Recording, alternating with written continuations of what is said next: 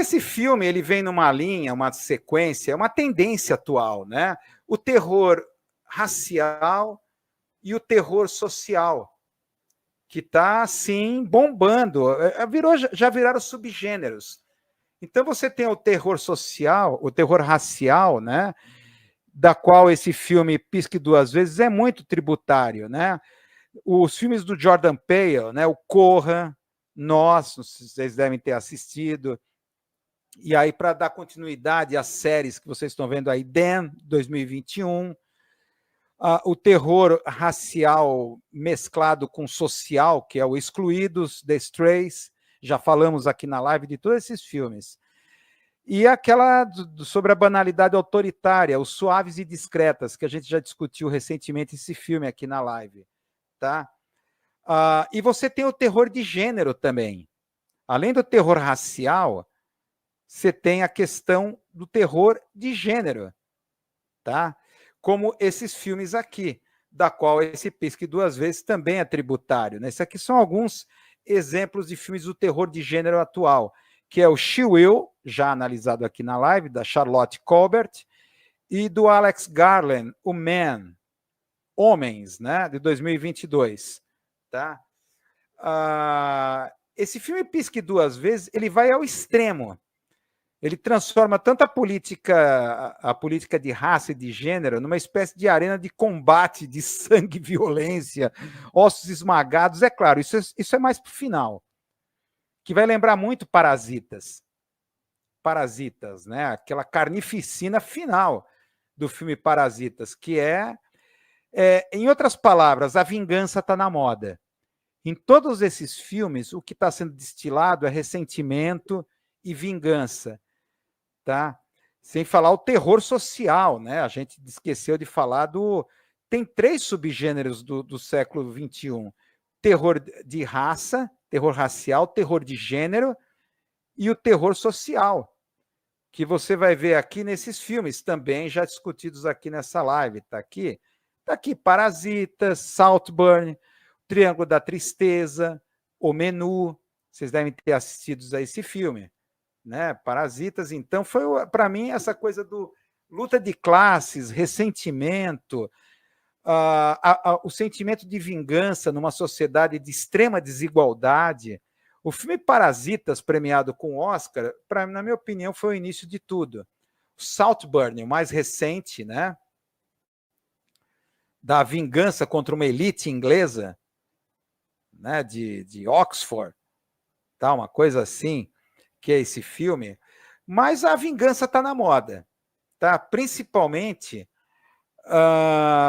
como reflexo, a gente acompanha uma concentração de riqueza absurda que a gente está vivendo, desse 1% mais rico do planeta. E a pequena amostra a gente viu aí, está aí nas telas de TV, os caras da Big Tech, os bilionários, o Zuckerberg e o Musk, na posse lá do Donald Trump, que vão receber bilhões de dólares de investimento do governo para os seus negócios de inteligência artificial.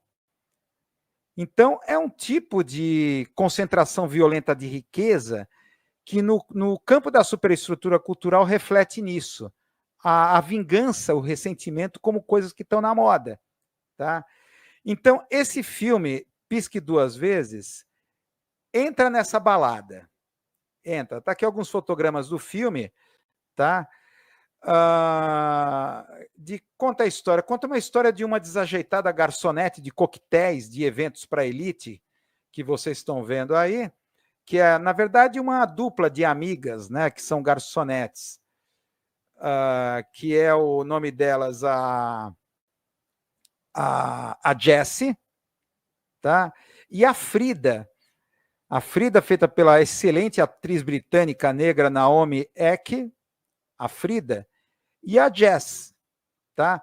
Elas trabalham juntas, como essas garçonetes, trabalham em subempregos, aquela coisa, subempregos precarizados, tal, bicos que elas fazem de garçonete em eventos de elite para levantar uma grana. Então, começa com essa coisa da desigualdade social. Então, acompanha essas duas, essa garçonete, principalmente essas duas amigas, tá? Que elas vão para um evento de elite de um bilionário tecnológico chamado Slater King, que é feito pelo Channing Tatum, tá? É um bilionário tecnológico, tá? Qualquer semelhança com personagens vivos e mortos não é mera coincidência. Slater King ali é a síntese dos bilionários das big techs atuais, tá? Então, elas estão ali diante do cara que é o grande cara do momento. É tipo o que é o Elon Musk hoje, é esse Slater King. Então elas estão no lugar certo, no momento certo. Tá? Então é um momento que elas têm que aproveitar a oportunidade. Então, o que acontece? A garota Frida, né? Andando, elas estão ali naquele evento, vestidas com uniforme de garçonete, e elas vão para o tudo ou nada. Então, elas abandonam o trabalho, trocam o seu uniforme de garçonete com o uniforme do pretinho básico, né? Para tentar se infiltrar ali na festa como convidados e tentar se aproximar do galã, o bilionário. A Frida é a típica personagem de classe média baixa. Ela tem o sonho do empreendedorismo de ser design de unhas. Imagina, designer de unhas. É o sonho dela, tá? Ser designer de unhas. E tem duas frases que é a chave de compreensão do filme. Não existe perdão, só existe esquecimento. E a Frida, em dado momento, fala: o sucesso é a melhor vingança. Essas duas frases, né, que são repetidas aqui e ali nas linhas de diálogo, é a chave, é a síntese do filme. Não existe perdão, só existe esquecimento, e sucesso é a melhor vingança. Tá? Então ela sofre aquele acidente, tropeça nos seus próprios salto-agulha, e o que chama a atenção do bilionário Big Tech, o Slater. Então, elas acabam conseguindo mais do que esperavam, porque ele convida as duas a irem para a sua ilha particular, a sua ilha paradisíaca, junto com um séquito de amigos, sabe? Os parças. Todo bilionário tem seus parças, né? A sua entourage que o acompanha, tipo o Neymar, né? Que também acompanha, tem a sua entourage, né? Os seus parças. Só que o início do filme, a gente acompanha que esse Slater não é uma boa figura. A gente acompanha ele pedindo desculpas numa entrevista em um telejornal por algum comportamento indevido. A gente já viu essa cena em algum lugar, né? Um bilionário branco, teve alguma atitude abusiva, e ele pedindo desculpa e prometendo ser uma nova pessoa. Ele apresenta a Frida o seu terapeuta, tá? Que é o agente Cooper lá do David Lynch, né? O Kyle MacLachlan, esqueci o sobrenome dele, é o Kyle, que faz o agente Cooper no Twin Peaks, que é o terapeuta. Então ele está tentando ser uma boa pessoa, eu quero me transformar. Então, na mídia, ele se isola nessa ilha, ele comprou uma ilha para se isolar e lá ser terapeutizado e virar uma boa pessoa. Tá? Como se fosse possível um bilionário amoral virar uma boa pessoa. Mas é o que passa nas aparências. E ele convida as duas, a Jessie e a Frida, junto com a sua entourage de parças. Vamos lá. E chega lá, é um paraíso, uma ilha paradisíaca, bebidas, jantares assim de alta voltagem de gourmetização, chefes lá trazendo tudo. Então estão lá na beira da piscina, bebendo drogas alucinógenas, um puta de um skunk, aquilo é skunk, né? Uma tora que fuma de maconha. Então eles vão perdendo a noção do tempo ali. Elas vão começando, todos começam a perder a noção do tempo, tá? É um paraíso na Terra. Aí o que é surpreendente, o que me surpreendeu, alusões ao gnosticismo, mais precisamente a releitura que o gnosticismo faz do Jardim do Éden, do drama bíblico lá do Gênesis de Adão e Eva, a questão da serpente, e a figura da serpente, porque a ilha parece que é populada por serpentes. E tem uma empregada, dá para perceber que ela é de origem indígena ou latina, uma coisa assim, ou as duas coisas ao mesmo tempo, e parece que a função dela é caçar as serpentes, que aparece aqui, ali e tal. Sempre vemos ela com uma serpente na mão. Tá? Então, estamos ali numa espécie de jardim do Éden e serpentes ameaçadoras andando por ali. E essa empregada que sempre aparece com uma serpente na mão. Ela pegou, matou, está levando para algum lugar, não se sabe para onde. Então, é muito interessante. Aí começa o drama. É claro que a Jessie e a Frida começam a perceber, peraí, há algo de errado aqui. Por quê? Porque no jantar à noite cai o suco da carne no vestido dela, fica manchado. Ela acorda no dia seguinte, a mancha desapareceu e ela parece que está com outro vestido. Só que ela não se lembra de nada. Tá? E todas as duas, elas percebem que elas acordam com as unhas sujas de terra. Mas elas não se lembram o que aconteceu. Tá? Então, há algo de esquecimento ali. Tá? Esse que é a questão. Claro que vai entrar ali, claro que há um esquema que Jeffrey Epstein, Me Too, está tudo misturado aí, essa coisa de milionários abusadores que se utilizam, né, o Jeffrey Epstein com a sua ilha particular, né, aquela coisa toda que está sendo citado aqui, a referência. Tá? Mas o surpreendente é a alusão a simbologias bíblicas, a serpente e aquela ilha paradisíaca com o Jardim do Éden. E é claro que aqui vamos entrar no spoiler, alerta de spoiler, que para continuar o raciocínio, eu vou ter que dar spoiler. Então, há algo de estranho no Jardim do Éden.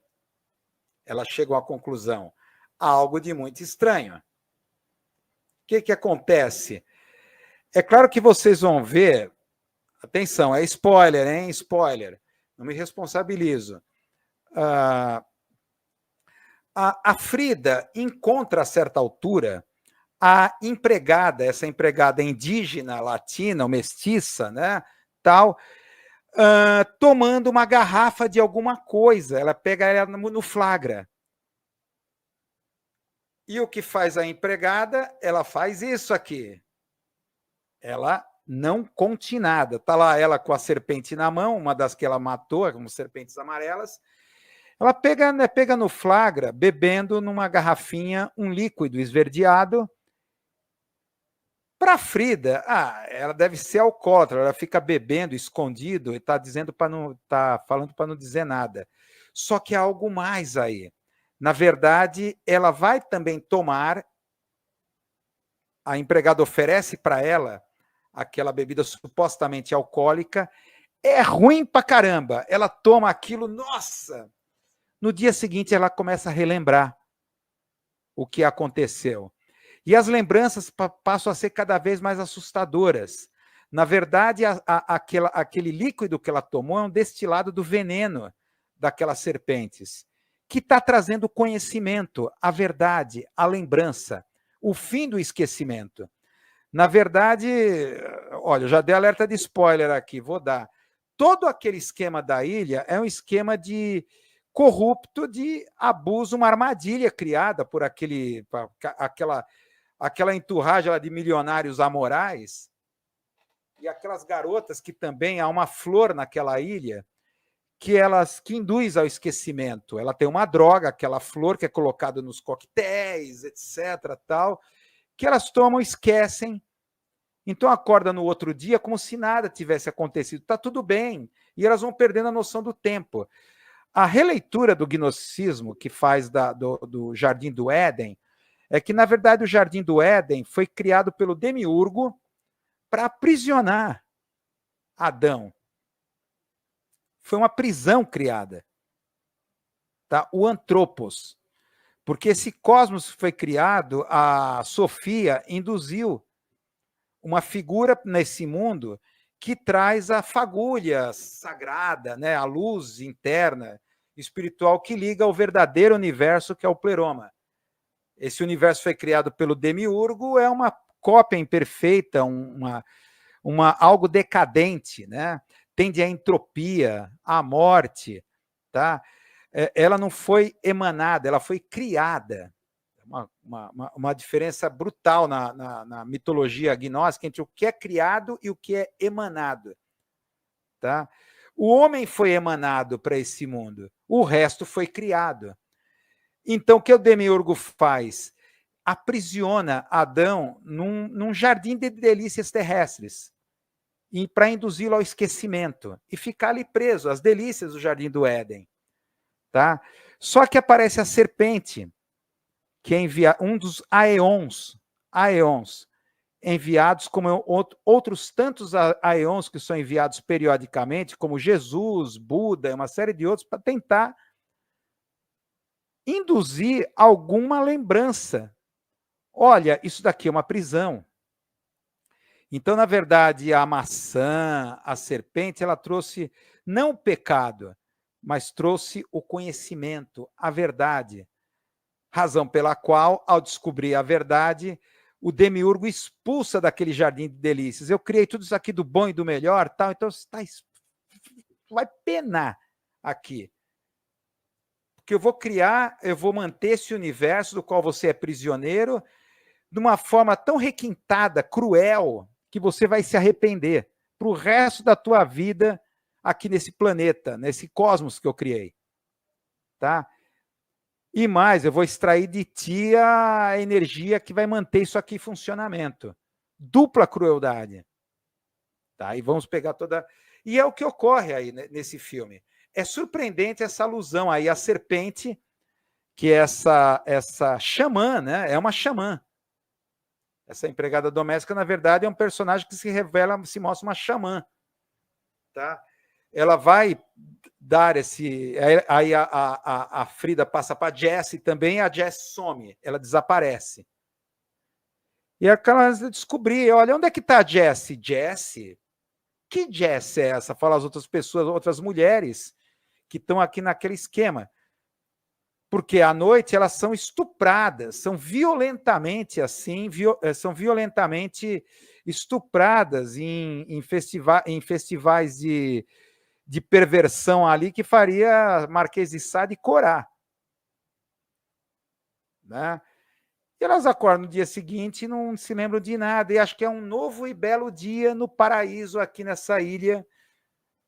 Então é uma história de Cinderela inversa, né? O que ocorre aqui nesse filme. É muito interessante, e tá o esquema da vingança. É mesmo? Você está aprontando isso comigo, seu desgraçado? Matar não é uma opção. E aí vem aquela coisa, a segunda frase, a punchline da linha de diálogo, primeiro que não existe o perdão, só existe o esquecimento, que é o que ela vai fazer. Eu não vou perdoar esse cara, eu vou fazer ele esquecer. E o sucesso é a melhor vingança.